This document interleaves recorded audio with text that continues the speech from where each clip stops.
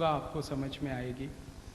हमारा भारत देश 15 अगस्त 1947 को आज़ाद हो गया, लेकिन स्वतंत्र नहीं हुआ। आप ये पूछेंगे कि आज़ादी और स्वतंत्रता में क्या अंतर है। भारत को आज़ादी मिली अंग्रेज़ों की गुलामी से। अंग्रेज़ों की सरकार यहाँ से समाप्त हो गई और भारत में आज़ादी के बाद भारत की सरकार बन गई, लेकिन स्वतंत्रता नहीं आई इस देश में। स्वतंत्रता का अर्थ है अपना तंत्र हम नहीं बना पाए। हिंदी का शब्द है स्वतंत्र, वो मराठी में भी है, संस्कृत में भी है। स्व माने अपना, तंत्र माने व्यवस्था। हम अपनी व्यवस्था नहीं बना पाए आज़ादी के 62-63 साल के बाद भी। अपना तंत्र नहीं बना पाए, अपना सिस्टम नहीं बना पाए। तो आप बोलेंगे फिर क्या है। वास्तविकता ये है कि आज़ादी के 63 साल अभी हो रहे हैं, हमारा तंत्र वही चल रहा है जो अंग्रेज़ों ने बनाया था, अंग्रेज़ों ने जिसको चलाया था। उसमें कहीं कोई बदल नहीं हुआ, कहीं कोई उसमें परिवर्तन नहीं हुआ। इसलिए हम मानते हैं कि भारत आज़ाद तो हो गया, स्वतंत्र नहीं हुआ। जब हम अपना तंत्र बना लेंगे, अपनी व्यवस्थाएं बना लेंगे, तब ये देश स्वतंत्र होगा, ऐसा हमारा मानना है। और जब तक स्वतंत्रता नहीं होती, तब तक स्वराज्य की स्थापना नहीं होती। स्वराज्य की नींव स्वतंत्रता के आधार पर खड़ी होती है। तो भारत में स्वराज्य की स्थापना करनी है तो उसके पहले स्वतंत्रता आनी चाहिए, और स्वतंत्रता आने के लिए अपना तंत्र बनना चाहिए, अपनी व्यवस्था बननी चाहिए। इसके प्रयास के लिए ये भारत स्वाभिमान अभियान हमने शुरू किया। आप बोलेंगे ऐसी क्या तकलीफ़ें हैं इस देश में जो हम अपना तंत्र नहीं बना पाए। मैं कुछ उदाहरण से मेरी बात शुरू करना चाहता हूँ। ये देश जो आज़ाद हुआ है, बहुत मुश्किल से आज़ाद हुआ है, बहुत कीमत चुकानी पड़ी है हमें। दुनिया में अलग अलग समय पर बहुत सारे देश गुलाम हुए। भारत है, भारत के बहुत सारे पड़ोसी देश हैं जो अलग अलग समय पर गुलाम हुए। यूरोप ने कई देशों को गुलाम बनाया, और इन देशों की आज़ादी की लड़ाई भी पिछले 500 वर्षों में अलग अलग जगह हुई। जैसे अफ्रीका गुलाम हुआ इंग्लैंड का, ब्रिटेन का, और 450 साल तक गुलाम रहा। अफ्रीका के बहुत सारे देश हैं, जिम्बाब्वे है, वो गुलाम रहा यूरोप के देशों का। अल्जीरिया गुलाम हुआ फ्रांस का। तो अलग अलग समय पर बहुत सारे देश, 50 से ज़्यादा देश दुनिया में गुलाम हुए अलग अलग समय पर। हर देश में आज़ादी की लड़ाई हुई है। भारत में ही नहीं हुई है, अफ्रीका में भी आज़ादी की लड़ाई हुई है, अल्जीरिया में भी आज़ादी की लड़ाई हुई है, जिम्बाब्वे में भी आज़ादी की लड़ाई हुई है, रोडेशिया में आज़ादी की लड़ाई हुई है। दुनिया के 50 देशों में पिछले 500 साल आज़ादी की लड़ाइयाँ हुई हैं। लेकिन सभी देशों की आज़ादी की लड़ाई में इतना बलिदान लोगों को नहीं देना पड़ा जो भारत में हुआ है। इसलिए मैं मानता हूँ कि भारत की आज़ादी बहुत कीमती है, क्योंकि इस देश की आज़ादी को लाने में बलिदान बहुत हुए। आप पूछेंगे कितने बलिदान हुए हैं। भारत की आज़ादी के पिछले करीब 150 वर्ष के इतिहास को बहुत लंबे समय से मैं जान रहा हूँ, पढ़ रहा हूँ, समझ रहा हूँ, उसके दस्तावेज इकट्ठे कर रहा हूँ, डॉक्यूमेंट्स कलेक्ट कर रहा हूँ। अभी तक जो जानकारी मिली है, मैं बात को जो गंभीरता से कहना चाहता हूँ वो ये कि अभी तक जो जानकारी मिली है, उस जानकारी के अनुसार इस देश की आज़ादी को लाने में 7,32,780 शहीदों की कुर्बानी हुई है, अभी तक मिली जानकारी के अनुसार। हो सकता है थोड़े दिन में कुछ और दस्तावेज मिल जाएं तो पता चला और भी कई लोगों की शहादत हुई हो। हमें तो जो अभी तक जानकारी मिली है वो 7,32,780 शहीद कुर्बान हो गए इस देश की आज़ादी के लिए। उनमें से भगत सिंह एक हैं, ऊधम सिंह एक हैं, अशफाक उल्लाह एक हैं, अजीमुल्लाह एक हैं, नाना साहब पेशवा एक हैं, तात्या टोपे एक हैं, झांसी की रानी लक्ष्मीबाई एक हैं, नाना फडणवीस एक हैं, वासुदेव बलवंत फड़के एक हैं। अगर आप इन शहीदों के नामों की सूची बनाएंगे तो इन नामों में 7,32,780 नाम हैं। हमारा सबका ये दुर्भाग्य है कि आज़ादी के लिए शहीद होने वाले जो हमारे क्रांतिवीर हैं, उनके सबके नाम भी हमें नहीं मालूम। भारत सरकार को भी नहीं मालूम है।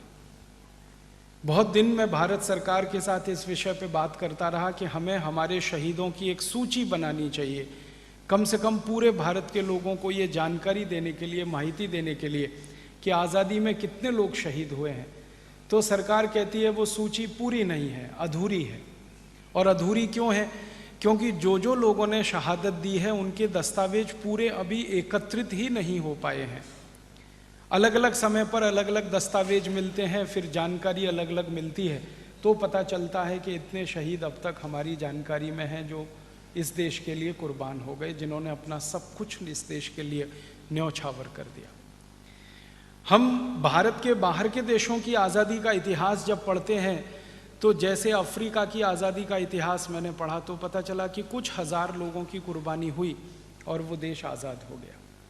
जिम्बाब्वे का इतिहास पढ़ते हैं, रोडेशिया का इतिहास पढ़ते हैं, अल्जीरिया का इतिहास पढ़ते हैं, मिस्र का इतिहास पढ़ते हैं, जिसको हम अंग्रेजी में इजिप्ट कहते हैं।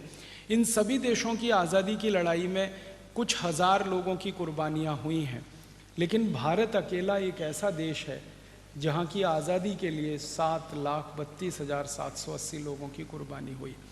और ये 7,32,780 वो शहीद हैं जिनको अंग्रेजों की सरकार ने फांसी के फंदे पे चढ़ाया या फांसी दे दी, जिनको सीधे जिनको फांसी दी गई।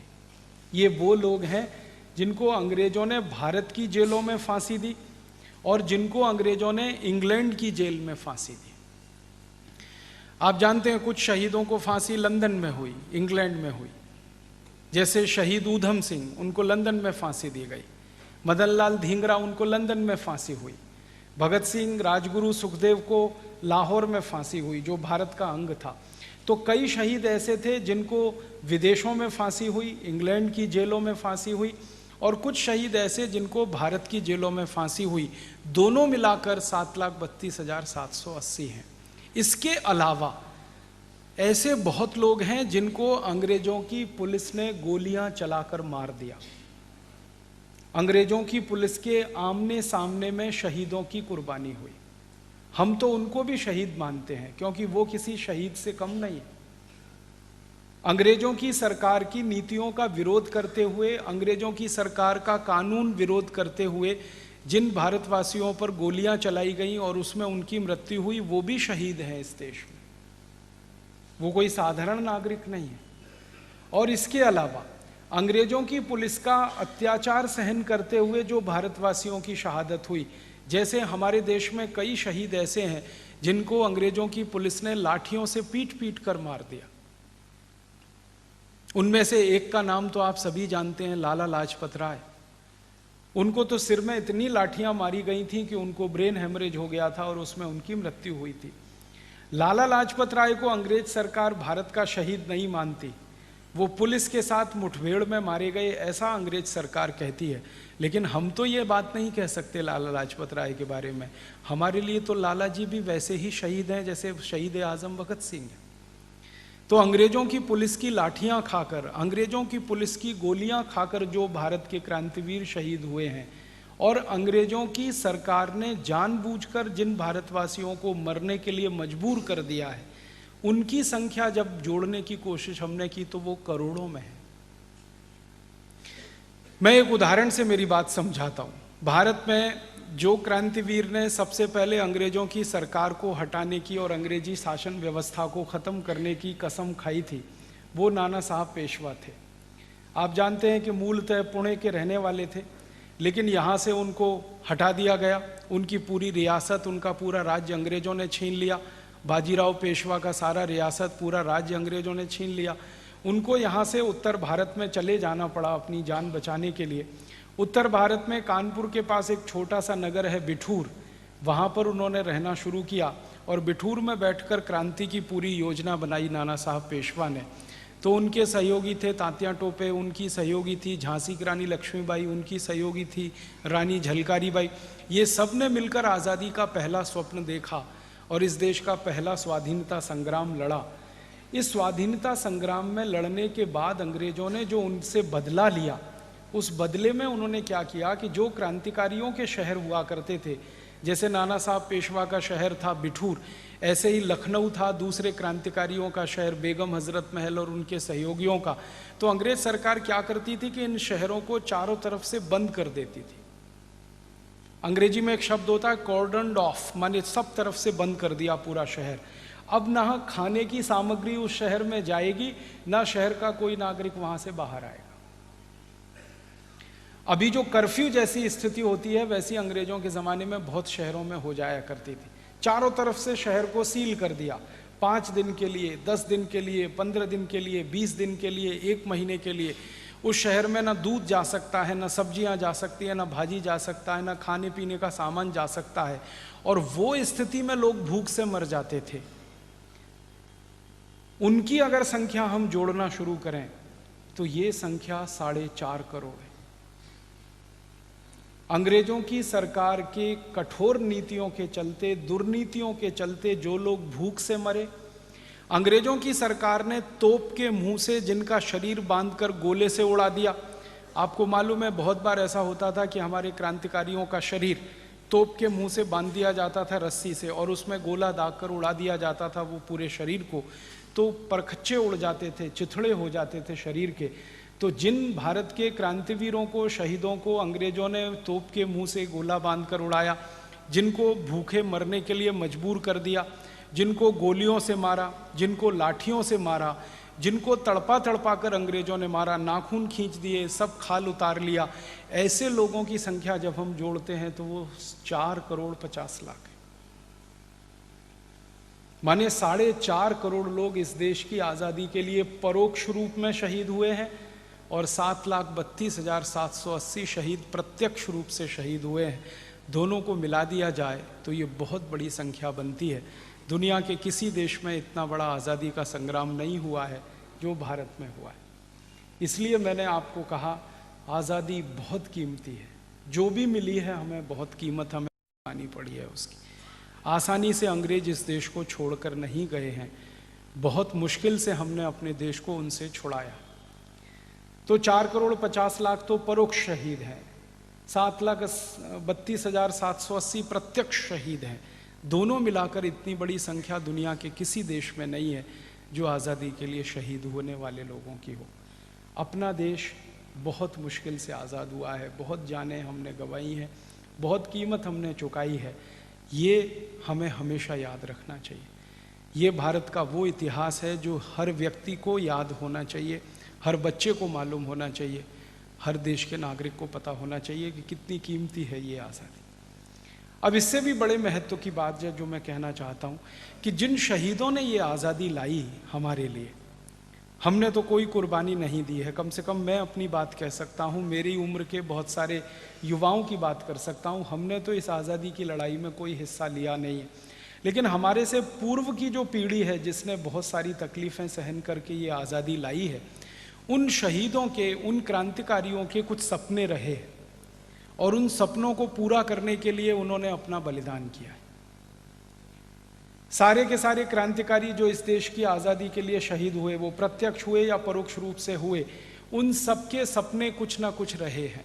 ऐसे ही किसी ने अपनी जान नहीं दी है। पिछले कुछ वर्षों से मैं क्रांतिवीरों के जो सपने रहे आज़ादी के लिए उनको इकट्ठा कर रहा हूँ, दस्तावेज मिल रहे हैं। भारत में बहुत सारे अभिलेखागार हैं जिनको हम सब आर्काइव्स कहते हैं, नेशनल आर्काइव्स, वहाँ पर दस्तावेज रखे हुए हैं जो शहीदों के बारे में। उनमें से पता चल रहा है कि किस शहीद ने किस सपने के लिए अपने को कुर्बान किया। शहीद आज़म भगत सिंह का कोई सपना था, चंद्रशेखर आज़ाद का कोई सपना था, अशफाक उल्लाह का कोई सपना था, ठाकुर रोशन सिंह का कोई सपना था, पंडित राम प्रसाद बिस्मिल का कोई सपना था, अजीमुल्लाह का कोई सपना था, बेगम हजरत महल का कोई सपना था, बहादुर शाह जफर का कोई सपना था। ये सारे क्रांतिवीर जो लड़े देश की आज़ादी के लिए, इनके कुछ न कुछ सपने रहे हैं। और उन सपनों को जब हम जानने की, समझने की कोशिश करते हैं तो अफसोस होता है बहुत ज़्यादा कि किसी भी शहीद का, किसी भी क्रांतिवीर का एक भी सपना आज़ादी के बाद पूरा नहीं हुआ।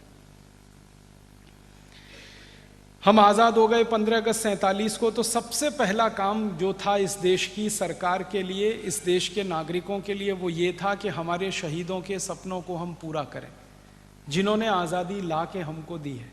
उनका बहुत बड़ा एहसान हमारे ऊपर है। हम हमारे शहीदों के जन्मदिन मनाते हैं, मृत्यु दिवस मनाते हैं। मृत्यु दिवस मनाते हैं तो श्रद्धांजलि अर्पित करते हैं, जन्मदिन मनाते हैं तो खुशी अर्पित करते हैं। तो जिन शहीदों का जन्मदिन हम मनाते हैं, जिन शहीदों के प्रति हम श्रद्धांजलि अर्पित करते हैं, उनका अगर एक भी सपना पूरा नहीं होता आज़ादी के बाद, तो उनको श्रद्धांजलि देना एक पाखंड से बड़ा कुछ नहीं। उनका जन्मदिन मनाना एक तरह का अट्टहास करने जैसा है, हंसी उड़ाने जैसा है। क्योंकि जिस आदर्श के लिए, जिस परिस्थिति को बनाने के लिए उन्होंने अपने आप को कुर्बान कर दिया, अगर वो आदर्श स्थापित नहीं होता, वो परिस्थिति नहीं बनती, तो उनका तो सारा बलिदान व्यर्थ है।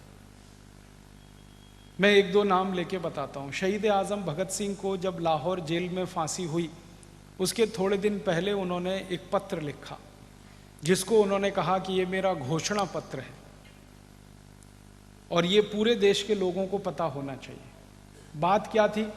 जब भगत सिंह को फांसी होने की घोषणा हो गई तो देश के अखबारों में एक चर्चा चल पड़ी। अंग्रेजी सरकार उस चर्चा में हिस्सेदार हो गई। अंग्रेजी सरकार कहती थी कि भगत सिंह आतंकवादी है, भारत के लोग कहते थे कि भगत सिंह क्रांतिकारी है। अब क्रांतिकारी और आतंकवादी की बहस शुरू हुई। तो अंग्रेजी अखबार जो उस समय छपा करते थे, आज भी उनमें से एक दो अखबार इस देश में चलते हैं, तो उन अंग्रेजी अखबारों में अंग्रेज सरकार के समर्थन में लिखा जाता था कि भगत सिंह और उनके जो सहयोगी हैं चंद्रशेखर, उनके जो सहयोगी रोशन सिंह, मनमथनाथ गुप्त, ये सब आतंकवादी हैं।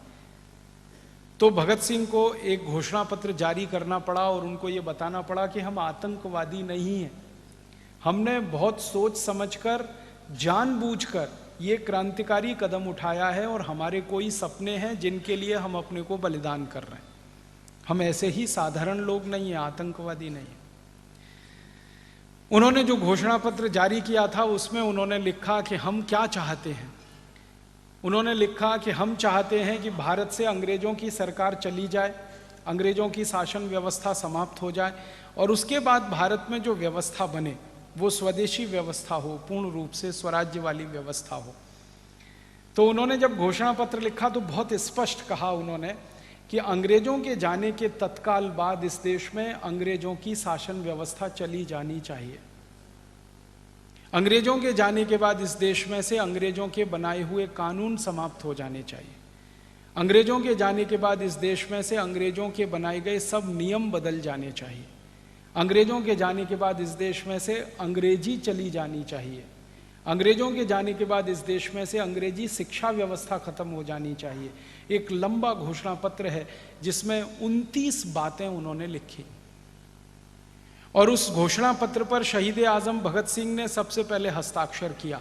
बाद में जब घोषणा पत्र जेल के बाहर आया तो उनके दूसरे सहयोगियों के हस्ताक्षर उस पर हुए। उस पर चंद्रशेखर आज़ाद के हस्ताक्षर हैं, उस पर ठाकुर रोशन सिंह के हस्ताक्षर हैं, उस पर रामप्रसाद बिस्मिल के हस्ताक्षर हैं। ऐसे उस जमाने के 7 बड़े क्रांतिकारियों के हस्ताक्षर से वो घोषणा पत्र जारी हुआ। सारे देश के अखबारों में वो छपा। तब भारत के लोगों को ये पता चला कि ये सारे क्रांतिकारी किसी सपने के लिए अपने आप को कुर्बान कर रहे हैं, शहादत को अपने ऊपर ओढ़ रहे हैं। और वो सपना क्या है? अंग्रेज चले जाएं, ये बड़ी बात नहीं है। भगत सिंह ने तो 1928 में ये बात कही थी, आप हैरान हो जाएंगे ये सुनकर। सन 1928 में एक अखबार का संपादक भगत सिंह जी को मिलने गया लाहौर के सेंट्रल जेल में। तो उन्होंने कहा कि आज़ादी तो आने ही वाली है।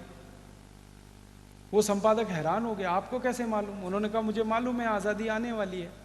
तो संपादक ने पूछ लिया कितने दिन में? तो उन्होंने कहा 15-16 साल में आज़ादी तो आ ही जाएगी। अंग्रेजों को तो जाना ही पड़ेगा, वो तो यहाँ नहीं रह पाएंगे और हम तो उनसे किसी भी तरह से आज़ादी ले लेंगे, लड़कर ले लेंगे, भिड़कर ले लेंगे, जैसे भी चाहें हम तो आज़ादी ले ही लेंगे। वो बड़ी बात नहीं है। बड़ी बात यह है कि आज़ादी आने के बाद अंग्रेज तो चले जाएंगे, अंग्रेजियत जाएगी क्या? ये सवाल उन्होंने किया था। तो संपादक को समझ में नहीं आया अंग्रेजियत का माने क्या। तो भगत सिंह ने कहा कि अंग्रेजों की शिक्षा व्यवस्था, अंग्रेजों की कानून व्यवस्था, अंग्रेजों की न्याय व्यवस्था, अंग्रेजों की प्रशासन व्यवस्था, ये सब मिलाकर अंग्रेजियत, ये चली जाए इस देश में से, तब हमारा स्वप्न पूरा होगा। और इस बात को कहने वाले उस जमाने के 7 बड़े क्रांतिकारी थे जिनके हस्ताक्षर से ये जारी हुआ। ये सारे क्रांतिकारी थे जो हिंसा को अपनी आज़ादी का रास्ता मानते थे और वो बोलते थे कि अंग्रेजों से हिंसा करके ही हम आज़ादी ले सकते हैं। कुछ ऐसे भी क्रांतिकारी इस देश में हुए जो अहिंसा को आज़ादी का रास्ता मान के काम करते थे। उनमें महात्मा गांधी एक थे, फिरोज शाह मेहता एक थे, गोपाल कृष्ण गोखले एक थे, सरदार वल्लभ भाई पटेल एक थे। ऐसे क्रांतिकारी जो अहिंसा को रास्ता मान के चलते थे, ऐसे क्रांतिकारी जो हिंसा को रास्ता मानकर चलते थे। दोनों के समय के अलग अलग समय के घोषणा पत्रों को मैंने पढ़ा है, वो एक ही हैं, दोनों के रास्ते अलग अलग हैं। महात्मा गांधी ने एक घोषणा पत्र जारी किया संपूर्ण स्वराज्य के लिए और महात्मा गांधी के सहयोगियों ने उस पर हस्ताक्षर किए। लाहौर में वो जारी हुआ 1930 में। तो उस घोषणा पत्र में भी यही लिखा हुआ है कि हमको संपूर्ण आज़ादी चाहिए, संपूर्ण स्वराज्य चाहिए। और उसको स्पष्ट किया गया है वो ये कि अंग्रेज तो चले ही जाएंगे, उनके जाने का हमें कोई मन में संशय नहीं है। अंग्रेजों के जाने के बाद उनकी जो व्यवस्था है वो इस देश में नहीं रहनी चाहिए। गांधी जी भी वही बात कहते हैं, अंग्रेजियत जानी चाहिए, अंग्रेजों की व्यवस्था, अंग्रेजों के कानून, अंग्रेजों की शिक्षा, अंग्रेजों की भाषा। गांधी जी तो इतने ज़्यादा उग्र थे, वो कहते थे कि एक दिन के लिए मुझे भारत में अंग्रेजों के जाने के बाद राज्य चलाने का मौका मिले, सिर्फ एक दिन के लिए, तो सबसे पहले मैं 2 ही काम करूंगा। एक तो अंग्रेजों के बनाए हुए सारे कानून जला दूंगा और अंग्रेजों की जो भाषा है अंग्रेजी, इसको एक दिन में पूरे देश में से ख़त्म कर दूंगा। अब हम ध्यान से देखें तो मैं ये मानता हूँ वो ये कि भगत सिंह हों, चंद्रशेखर आज़ाद हों, राम प्रसाद बिस्मिल हों, ठाकुर रोशन सिंह हों, अशफाक उल्लाह हों, ये क्रांतिकारी हिंसा को रास्ता मान के काम करने वाले, महात्मा गांधी हों, मदन मोहन मालवीय हों या सरदार पटेल हों या उनके सहयोगी हों, फिरोज शाह मेहता वगैरह, ये अहिंसा को रास्ता मानकर चलने वाले, दोनों ही क्रांतिकारी कैंची की तरह से काम करते थे। कैंची होती है ना, सीजर जिसको हम कहते हैं, उसमें एक फलक मान लो हिंसा वाला, दूसरा अहिंसा वाला, काम दोनों मिलकर अंग्रेजों की जड़ काटने का ही कर रहे थे। रास्ते अलग अलग थे, मान्यताएं अलग अलग थीं, उद्देश्य दोनों का एक ही था। तो मैं कहना चाहता हूं वो ये कि जब हिंसा को आधार बनाकर क्रांति करने वाले, अहिंसा को आधार बनाकर क्रांति करने वाले सबके सपने एक ही थे, तो आज़ादी मिलने के तत्काल बाद भारत सरकार को ये करना चाहिए था कि क्रांतिकारियों के सपनों को पूरा करने के लिए इस देश में काम होना। लेकिन दुर्भाग्य से इस देश में कोई काम नहीं हुआ। मुझे तो इतना अफसोस है इस देश के बारे में, आज़ादी मिलने के बाद का देश हमारा कैसा है। हमारे देश में जिन लोगों ने शहादत दी, जिन लोगों ने बलिदान किया, जिन लोगों ने कुर्बानी दी, ऐसे लोग इस देश की सरकार की सूची में कहीं नहीं है। और जिन लोगों ने देश से गद्दारी की, अंग्रेजों से वफादारी की, अंग्रेजों से दोस्ती की, अंग्रेजों का सहयोग किया, वो इस देश की शासन व्यवस्था में सबसे ऊंचे पदों पर बैठे हुए।